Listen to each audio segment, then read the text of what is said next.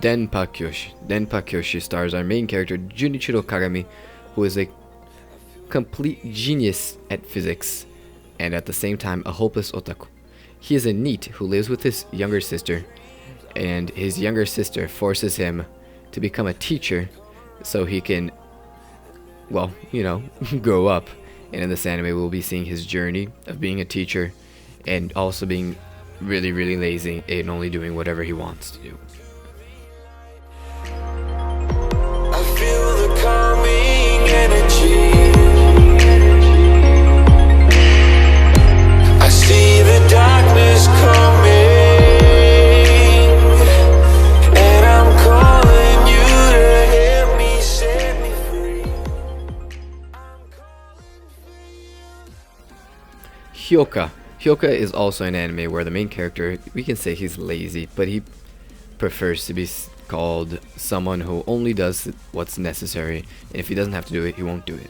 But for the first time, he's going to join a club, and it's the Classics Club. Why is he joining this club? Because his sister, whom doesn't come home like ever, sends him a card telling him to take care of the club. So he does so. He goes there, he meets the other main character, the female protagonist for this anime, and from there on, they will be solving mysteries and finding things along the way. I'm calling for you.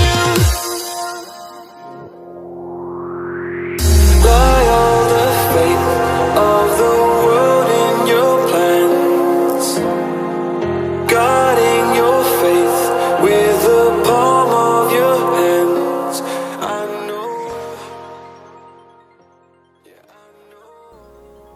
Fee Brain or Five Brain, whatever you want to say, it doesn't really matter, honestly.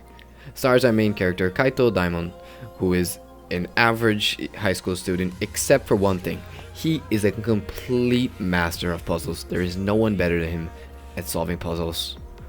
He is a complete mastermind. He will solve any puzzle within any time. He will break all records.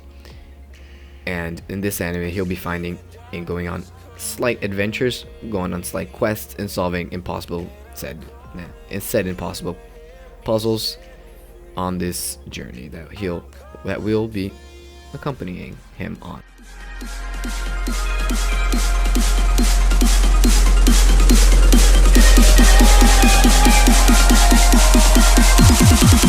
I'm calling for you.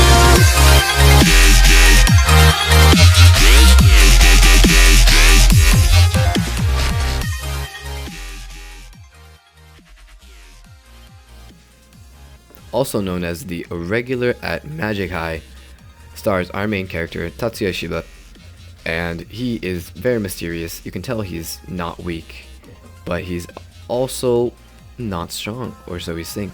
There's not much I can say about this anime without spoiling it. All I can say, it's worth the watch. The guy is a genius. You can tell that straight up from watching like a couple seconds in, a couple minutes in, just watching this little clip. You can tell, actually this clip a little incestish. But that's not the point. The point is, he's a genius. This anime is great. I can definitely say that this is amongst my favorite on this list. It's just not higher up because, well, there are smarter people on this list.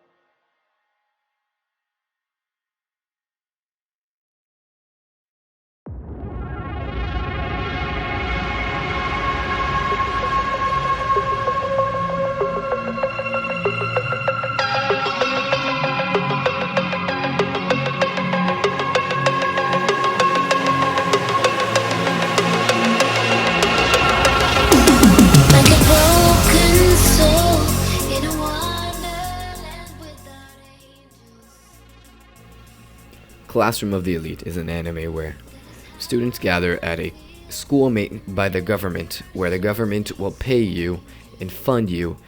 They won't pay you, they'll fund your living and technically be paying you because they'll be giving you an overall sum of money depending on your effort, your grades, and the class's efforts and grades. Well, here in this anime, the main character is a complete mystery. We know nothing about him, nothing about his past, and we only slightly start to learn about him towards the end of the anime, but the whole mystery is a great thing. All you can see is that do not underestimate this guy. He's a genius.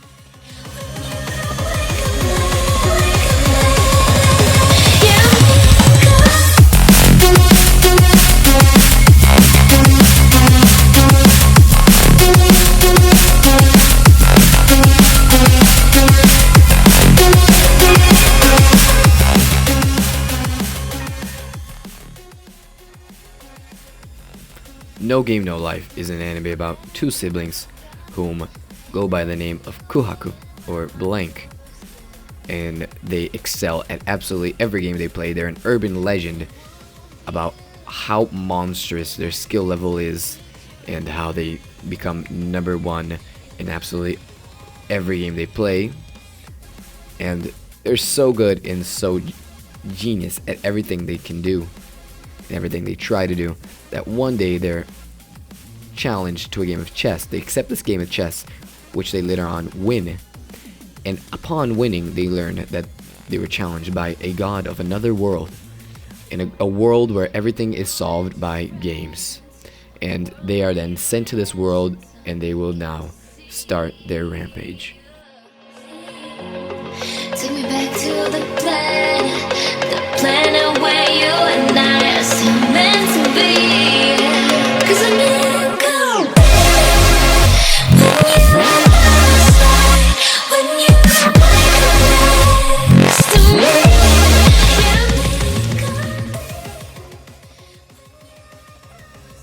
Well, technically speaking here, Fullmetal Alchemist has a prequel, but it's not necessary that you watch it so that you can enjoy and comprehend Fullmetal Alchemist Brotherhood. You can just start off straight from Brotherhood and end up loving it and understanding what's going on. Here, our main character, Edward Elric, is a famous alchemist, and his brother is technically dead, but his soul is inside of a robot thingy bob. And they go on a journey as an alchemist, basically in a magic world where they're police-ish guys, and they solve and fight crime.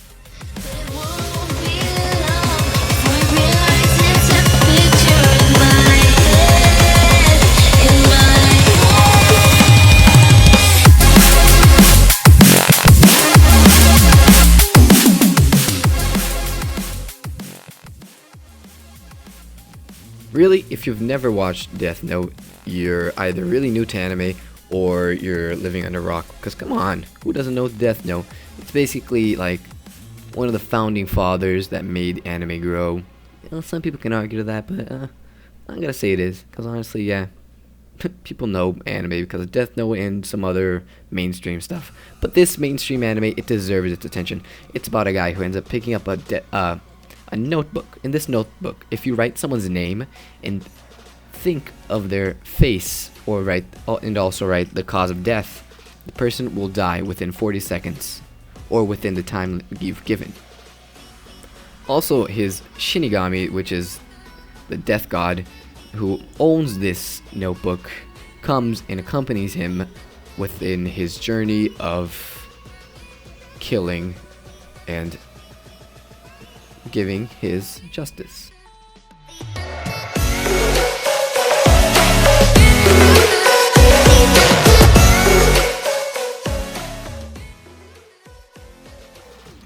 Steins Gate or Steins Gate is an anime which I'll have to implore that you do not give up on this anime early on. Stick through it. You'll absolutely love this anime.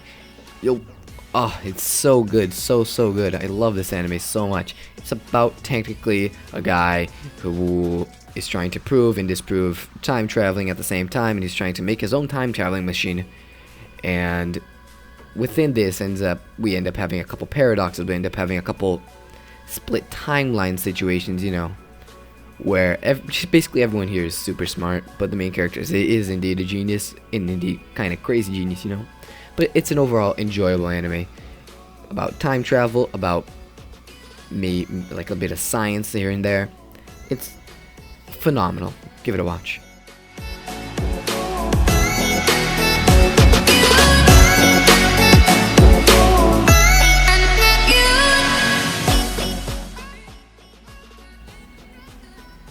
Code Geass. There's not much I can say about this anime without spoiling key elements or spoiling some fun details. Even within like the first episode, which will end up surprising you and be like, wow, that's awesome, you know. So all I can say is that this guy, he ends up getting a power, and this power allows him to make himself someone, except someone within a persona.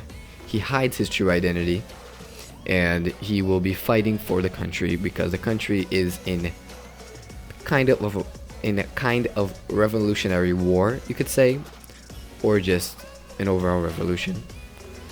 And Code Geass is my overall favorite anime of all time. I love this anime. If you don't watch this, we're gonna not be friends, you know. I don't like you anymore.